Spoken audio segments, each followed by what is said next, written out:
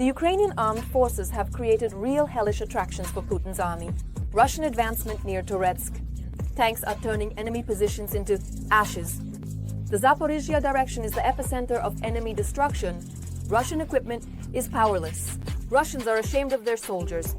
What did they hit right on the front line? All of this in our episode Hellpoint. The occupiers are erasing Toretsk, dumps, tanks, grenade launchers. The enemy is literally clearing all their reserves just to advance a little. Putin's mercenaries are shocking. The elite is already finished. They are throwing everyone into the fight. The chaos begins. Our forces show the enemy who is in charge here. Russia was definitely not prepared for this. Meanwhile, Ukrainians have become experts in special operations and are eager to share their experience. More details about this in our report. In these ruins, it's hard to recognize the 40,000-strong city and its surroundings. After nearly 9 months of intense fighting, it is even more terrifying than Bakhmut. This is Toretsk. Just a bit higher, here is the school. The camera moves away from the settlements, and in the frame appear them, the occupiers. They try to sneak through, while the weather is gloomy and snow is falling. Is it moving? No, it's not in a hurry. Something might fly out from the buildings now. These assault troops fail to reach their final destination. But this so-called defender of the Russian world and Russian speakers is lucky. He's alive. What's your name? Malik. From here you? From here you? Senegal. Senegal? This miner, as they like to say in Moscow, was captured by the fighters of Carpathian Sich near Toretsk. He insists that he's from West Africa, claiming he studied medicine in Russia, wanted to go to Europe, but the Muscovites deceived him and brought him to the front line. Sadamus, Sadamus, Sadamus. This is the version the prisoner will tell us, written for him by the FSB. During the communication with Ukrainian special services, he will have to tell the truth. He will even remember the Russian language. Look there, you see, there's one. Damn it. Redhead, handsome. And there's another one. He got completely destroyed. Glory to Ukraine. And these are the bodies of those Russians who stormed our positions in Toretsk. Although the city and its surroundings are in complete ruins, the fighting here continues, without pause. The last house is in Toretsk. Damn, this is not Vuhledar. We are the last ones leaving, if we manage to leave. One strike, and especially since it's burning on the right, burning on the left. The fighter with the pseudonym Billy, the author of this video, calls the current Toretsk a hell, similar to Kriniki. These were Kriniki, a one-way road. The whole group was lying there, basically. You can't figure anything out, because it's not small arms. When the entire road is being fired upon with everything possible, mortars, self-propelled artillery, just destroyed the whole group. Now, like Kriniki, the Russians are erasing Toretsk, additionally using drones. But having survived the Kherson operation, he managed to visit Vuhledar, and then transferred to the Carpathian Sich to continue destroying the occupiers. Harder? Can you still relax? Well, it's all hard. It's all hard. It's harder here, of course. Because there it wasn't such a war. There the infantry goes. A mortar covers, 1 or 2 drones, and that's it. And here, at the position, Billy had to somehow stay for a whole month. It was impossible to stick your head out unnecessarily. This is our partition. I'm barely breathing, of course. Fire is falling from the sky. Here, of course, there used to be 6 of us. And this is our exit. This is our exit. Standing here, the temperature is 80. If the Russians find a position, they will destroy it with all available weapons, says the fighter with the pseudonym Drive, because he felt it all himself and is amazed that he survived. From early morning, the tank was working. The mortar. There was no grad, but there were drops. They used gas. Then the enemy approached. At night, there was a 15-hour trench battle. I was the only one who got out. We had 1 KIA, 1 WIA, and then at night our assault troops arrived, and they took me out alone. Night and cloudy weather are the only chances to reach the positions or get out of there. But even then, it's a matter of luck.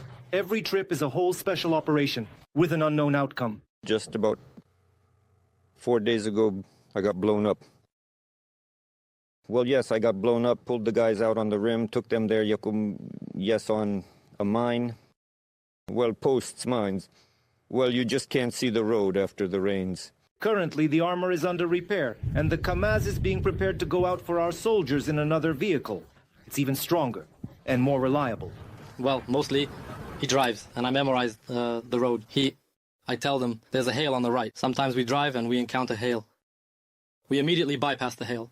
Yes, sometimes. We are met by hail and also seen off by hail. Once, an RPG just flew by here, whoosh, whoosh, and then fizzled out. The battle for Toretsk has been ongoing for almost 9 months, a city 1.5 times larger than Bakhmut, but defended by fewer people. These people are flesh and blood, but they make titanic efforts to grind down more of the enemy and prevent them from advancing. Enduring it, yes, it's terrifying. Well, of course it's terrifying. Just like this. As long as the tank is working. Like this, like this, like this.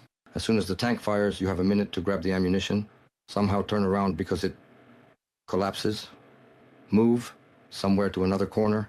Well, Oleg Kornienko, Oleksiy Yevchenko, Zakhar Komak, FEX ICTV, United News. In the Zaporizhzhia direction, drones are like predators. Hell every day. The armed forces of Ukraine have specifically pressed the Russians. Enemy assaults are going to hell. The situation for the occupiers is critical. Our mortars don't just work, they destroy. A historical fiasco. The defenders announce it's only just beginning. Next is the total destruction of the enemy. Escape is definitely not an option. What is happening right now on this section of the front, which the Russian army has listed as a victory? Watch in just a moment.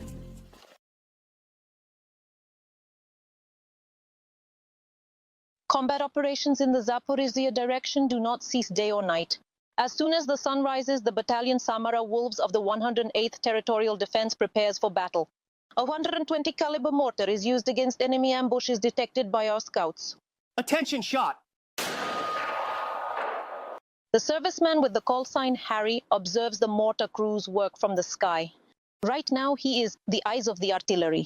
Overall, the work is important because if the explosion itself is not captured on camera, it will be very difficult for the command post to adjust the mortar so that the next shot, for example, hits the target precisely.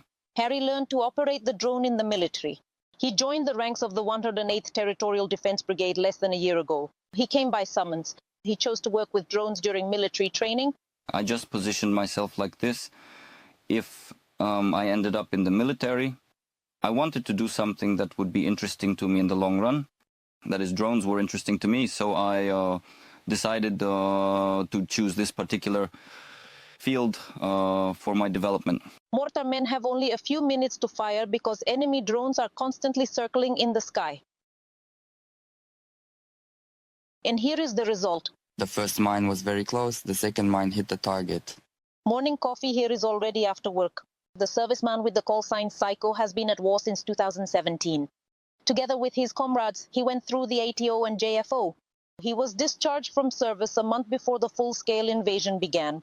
I was discharged and a month later the full-scale invasion began. Well, no, comrades, guys, everyone. And I needed to go. The fighters say the situation on the Zaporizhzhia front is tense now. The enemy is looking for weak spots in our defense. They use assault groups in small numbers of attackers, but they use unconventional means, but for example, motorcycles, buggies. There are constant shellings. The enemy actively uses drones and conducts reconnaissance. We also respond with active defense measures. To prevent the enemy from amassing forces, the mortar teams of the 108th are at work. There are always designated targets. If our intelligence notices some unclear movement, something happening there, then we start working on them. You see, mortars you need to work with them correctly. It's not as simple as it seems. For even more effective work, more soldiers and unlimited ammunition are needed. The soldiers note. Light and maneuverable vehicles are never superfluous on the front line. The mortar team of the 108th is currently raising funds for an off-road vehicle. Donation details are on the screen. Inahohi, Ihovorobi, details, Inter TV channel, United News. Every voice matters. Join our community, support independent journalism and help us bring you the truth from Ukraine. Become a member of Ukraine Today. Join us now. Marathon. Our tanks rolled over the enemy like a steamroller. The armed forces of Ukraine crushed the occupiers completely. It burned so intensely that it was visible for kilometers. All that remained after the strike was ash and fear. The Russian army is in shock. Their disgrace was caught on video. They would prefer to hide it. However, they won't succeed. Our tank crews showed a steel fist. What tactics of the armed forces of Ukraine the Russians are openly afraid of? More on this in just a moment. Fire! Drive up to the parapet or the dugout, lower the gun, and fire. The tank operates with direct fire just meters away from the enemy. Fire! Speed, armor, fire, and maneuver. The battle formula from the tankers of the 32nd Brigade who are fighting the occupiers near Pokrovsk. Further, well, if a group of 5 or 6 people is approaching, they try to cover them. The Ukrainian 64 takes its usual route out of the forest plantation and heads to the firing position. Covering a certain distance, the tank hides among the trees and begins to engage enemy targets. Yes, there is. Fire. Thank you so very much indeed for watching and supporting us. Fire! In the military, this is called working from concealed positions, where tank operators do not see the enemy but fire at given coordinates. A few minutes of work, and the crew returns to a conditionally safe zone. The tank is very effective. It is both protected and effective in terms of accuracy, range, and can use both cumulative and fragmentation shells. It is also effective in direct engagement. Well, after all, it's armored. We drive into cities that sometimes. Vasil, the commander of the T-64, has experience from battles for Avdiivka, Mariinka, and the Donetsk airport back in 2014. How did he become a tanker? He says, it was a funny story. They asked who has a driver's license. Well, we raised our hands and now we're tankers. It's okay, proudly. We sit, freeze, and kill the bastards. And thanks to everyone who helped. He kills them. Ha ha ha, with these boars. The big war caught Vasil in the Czech Republic. He was working in construction there. He immediately returned, and for over 3 years, the tank crew has become his second family. It is his combat vehicle that breaks into the village captured by the occupiers and shoots the enemy at point-blank range. We needed to dismantle them, those buildings there. Well, there were large numbers of enemy assault groups. So we arrived, dismantled them, but, again, FPV devices, such an interesting thing. The tank is a primary target for the enemy, so the Russians direct not only drones at it, even guided aerial bombs are aimed at it. To interrupt. Like this. Can you imagine what kind of shrapnel there was, right? Such metal. To interrupt, our plasticine broke. Volodymyr, the commander of the armored vehicle repair unit, shows the aftermath of the aerial bomb strike. It was literally nearby. The guy said, I think about 5 or 10 meters away. I'm not exactly sure. Most likely to the factory. Or maybe on our own. It's unknown. Volodymyr's Policia accent reveals at the front. Lucky to meet a fellow countryman. Chernihiv? Yes. Then we are also neighbors. This is the road. Just like that. War is such a plague. Before the full-scale invasion, Volodymyr worked as a long-haul truck driver, and he learned about the attack by our sworn neighbors while on a trip. Between France, somewhere on the border of France and Spain. So I told the boss, hello, I'm going home. He says, Mr. Volodymyr, I understand. Volodymyr is a participant in the defense of Chernihiv, and he says that if anyone knows what the Russian world is, it's him. He has traveled it far and wide. He assures us, we don't need that. About the Russians? Yes. How do they live there? Here's Moscow. Well, kilometers. Well, 100 is already a lot, probably. That's no longer Russia. That's the 19th century. My father was a Kazakh Tatar. and my mother was Russian. Well, they registered me as Russian. Yes, among the tankers there is also a Russian, Rodion, the crew commander. However, he always clarifies in conversation that he's Russian only on paper, as he grew up in Sumy. What Nazis are we? It's them who are invading. And Rodion has been defending Ukraine since 2014. He served in the artillery, now he's a tanker. The full-scale invasion began. My son was born on February 21st, and everything started on the 24th. Well, my wife was in the maternity hospital, and I was already running around with a rifle in the occupation. It's some kind of madness. In modern combat, a tank is an assault weapon, but without a crew, it's just a collection of armor, a cannon, and other mechanisms. The formula C-shoot is about tankers. Don't get flustered. Be confident in your abilities. Well, mainly everything depends on the commander. As the commander calculates, the gunner will do everything, and then the shooting will be good. Let's do another one. Fire. Near Pokrovsk, Russian troops are bogged down in a war with the Ukrainians. The role of tankers in the defense of the city is significant.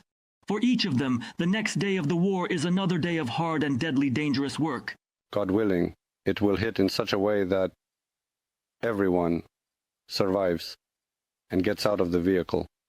Well, there are moments when it hits in such a way that it explodes along with the crew. From Ihor Levanok, Bohdan Savrotsky, Ole Kukarski, details Inter-TV Marathon, United News. Drones are a silent death for the Russians.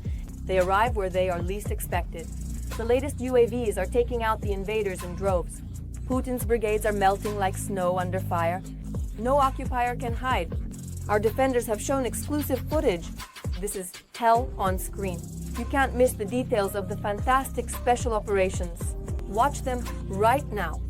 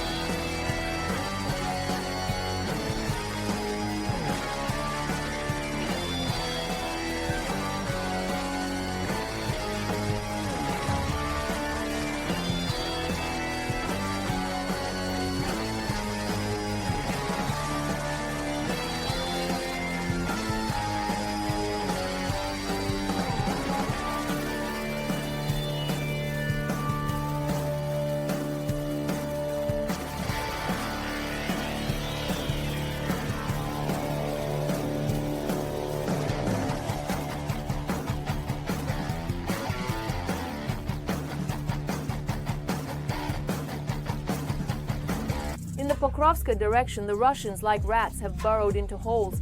The front roars, the earth burns. The armed forces of Ukraine burst into battle with lightning speed. Everything around is trembling.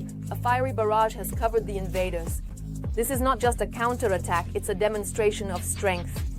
What is happening right now? On this line of fire, you will find out in just a moment. And we have the city completely under the control of our troops. It is responsible for it. Today we worked in the area for which the 25th Sikitska Brigade is responsible. This is what they told us. Please listen. The battles in Pokrovsk are not stopping. Not all are on the outskirts. We are actively preparing Pokrovsk for defense. 90% of the enemy, they are hiding in pits under foundations and elsewhere. So visually, it doesn't indicate that this is a cover with personnel. Every day there are shellings, every day barrel artillery, multiple rocket launch systems. They are also working with mortars, artillery, Mausen, and drones. In reality, indeed, urban combat in Pokrovsk is still quite far off. The enemy is digging in on the outskirts. For several consecutive days, there was bad weather in the Donetsk region. As a result, our drones and scouts were unable to freely monitor the movements of the Russians, allowing them to gather somewhat in the sector overseen by the 25th Airborne Brigade. And in fact, today throughout the day, our soldiers tried to determine where exactly there are the most of them in order to destroy them. Please listen to our defenders. They are not shy. They go into the rear, blatantly, walking through our positions. It's still far, very far, from bypassing Pokrovsk. Thank God they managed to halt the directions towards Mezheva a bit, so it's still far from bypassing Pokrovsk. In fact, this is the Russian tactic where they gather in one building or fortification, first two enter, then three more, and then even more, and then they come out and advance on our positions. To prevent such developments in the Pokrovsk direction, our guys have been destroying these fortifications throughout the day. Right before our eyes, we watched as our strike drones and artillery dismantled one of these fortifications, effectively destroying it. A few Russians, and tomorrow we will see an additional increase in the statistics of enemy destruction thanks to today's actions by the 25th Airborne Brigade. Please listen directly. As reported, the building where the Russian personnel were located was targeted using artillery and also RTV. Most likely 300, but it is not excluded that they could be 200. We recorded 2. In fact, the main task of the Sezhislav paratroopers is to prevent the enemy from entering the city, because indeed urban battles are extremely complex. And it is clear that even with a large number of our soldiers, it is still almost impossible to block every entrance, every street. And if the enemy is allowed in, it will be quite difficult to drive them out again. Thus, Pokrov remains completely under our control. The recent operation in the village of Kotlina, as well as Lysivka, where our military advanced and slightly fortified their positions around. Pokrovska gives hope that the city will remain Ukrainian for a long time. That's all from me. I was with you, Darina Hutskalo. Even more hellish news from the front in our next release. In the meantime, don't forget to subscribe and like. See you.